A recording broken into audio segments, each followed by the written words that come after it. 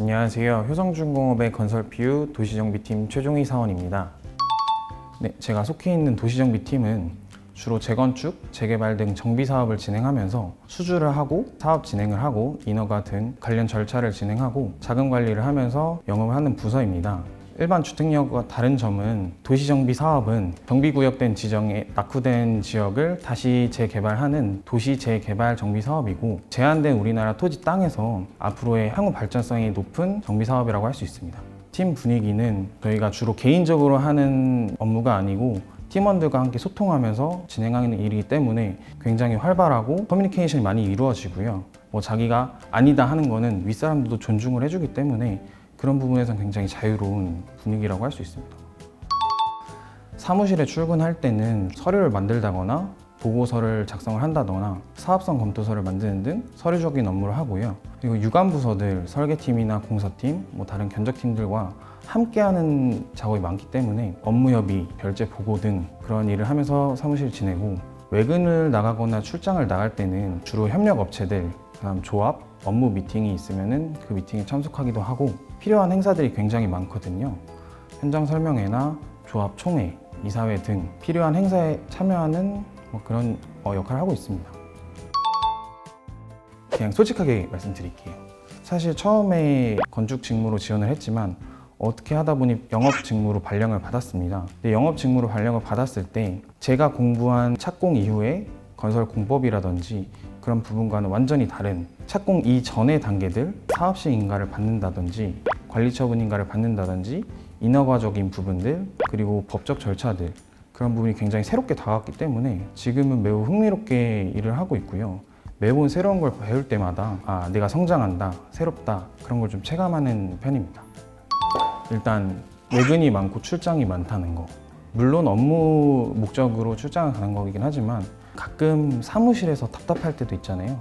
그때 한 번씩 부산이나 대구나 갈 때 2차 여행을 한다는 마음으로 가면은 좀 더 마음이 리프레시 되는 그런 것도 좀 장점이라고 생각하고, 영업팀이다 보니 아무래도 사람을 만나는 일이라서 그런 지원적인 부분은 빵빵한 것 같습니다. 출장은 저희 팀에서는 보통 잦은 편이고요. 담당하는 구역이 있습니다. 대구라든지 부산이라든지 좀 지방을 담당하는 사람들은 출장이 좀 잦은 편이고, 수도권을 담당하는 편이시다 그러면은 외근. 근데 그렇게 외근하시는 게 일주일에 그래도 적어도 한두 번은 꼭 있는 것 같습니다. 주로 출장을 가면은 협력업체들, 조합을 많이 만나는데요. 그분들이 아무래도 조합의 핵심 키맨이다 보니 그분들을 만나서 업무 협의를 하고, 이런 점은 좋겠다, 저런 점은 안 좋겠다, 그리고 이런 방향으로 가면 조합에게 좀 더 이득이 있겠다, 아니면은 저희 공사적인 부분도 이렇게 지으면은 조합원들에게 더 많은 프리미엄을 가겠다, 그런 부분들 다 협상을 하거든요. 많이 업무 협의를 하고 많이 만날수록 사업이 좀 더 단단해지는 것 같습니다. 필요한 직무 역량은 아무래도 많은 사람들을 만나고 유관부서와 협업하고 협의할 일이 많다 보니까 소통하는 능력, 그 다음에 조율하는 능력, 즉 커뮤니케이션 능력이 가장 중요하다고 생각합니다. 저도 건축공학을 전공을 했지만 건축공학과 어떻게 보면 좀 다른 분야인 영업이라는 분야에 와서 새롭게 일을 배워도 지금 잘 적응하고 많은 업무를 담당하고 있거든요. 그런데 부동산 사업이기 때문에 부동산 관련 지식들, 그리고 도시정비는 관련 법규들이 중요하거든요. 아무래도 법적 절차들을 다 지키면서 진행을 해야 되기 때문에 그런 쪽으로 좀 관심이 있는 분들이면은 도시정비 쪽에 와서도 일을 잘할 거라고 생각합니다. 도시정비법에는 재개발, 재건축에 대한 절차들이 자세히 설명되어 있고 그 법규들을 많이 지키면서 진행하다 보니까 도시정비법을 가장 많이 공부하고 있고, 부동산 정책이 요즘에 많이 바뀌고 있잖아요. 새로운 지역을 수주하려고 할 때 가장 먼저 찾는 게 뉴스들, 정보들, 그리고 조합 설립 인가가 났다는 그런 정보들을 빠르게 접해야 저희도 그에 대해 대응할 수 있어서 뉴스는 많이 보는 편입니다. 개인적으로 업무적인 것 외의 부분은 그렇게 철저하지 않은 성격인 것 같은데요. 여러 사업을 동시에 진행하다 보니 많은 단계가 엇갈리고 좀 복잡한 부분이 많은데, 제일 중요한 게 기한이거든요. 어떤 기한 안에 꼭 협약서를 끝내야 된다던가 계약서를 체결한다던가 그런 부분이 기한 안에 이루어지기 때문에 미리 계획적으로 일정을 세우고 철저하게 좀 관리를 해서 진행하려고 노력하고 있습니다. 먼저 자소서는 자신의 경험을 자기 직무에 대한 자기소개서에 녹여내는 게 가장 중요하다고 생각합니다. 그 경험은 대단하거나 특별하지 않아도 괜찮습니다. 작은 경험이라도 내 직무에 잘 녹여낸다면 충분히 특별한 경험이 될 수 있거든요. 또 면접에서는 내가 지원하는 회사, 또 내 직무에 대해서 충분히 이해하고 가는 게 중요합니다.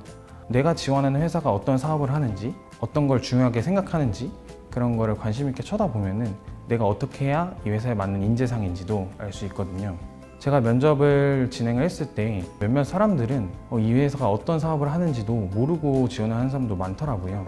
근데 저는 효성중공업을 지원할 때 효성중공업에서 진행하는 현장에 직접 찾아가서 견학을 요청했던 적도 있습니다.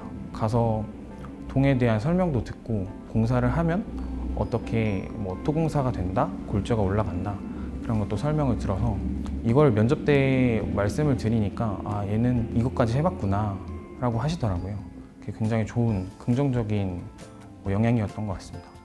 그 면접관께서 현장에 있는 작업자가 짜증을 내거나 트러블을 일으키면 어떻게 할 것이냐라고 물은 적이 있거든요. 다른 사람들은 그에 대해서 그거를 무조건 제지해야 된다, 막아야 된다, 아니면 법적으로 책임을 지게 해야 된다라고 했는데 제가 대답한 거는 그 작업자의 상황과 그 작업자의 마음도 한번 헤아려 봐야 된다라고 했던 것 같아요.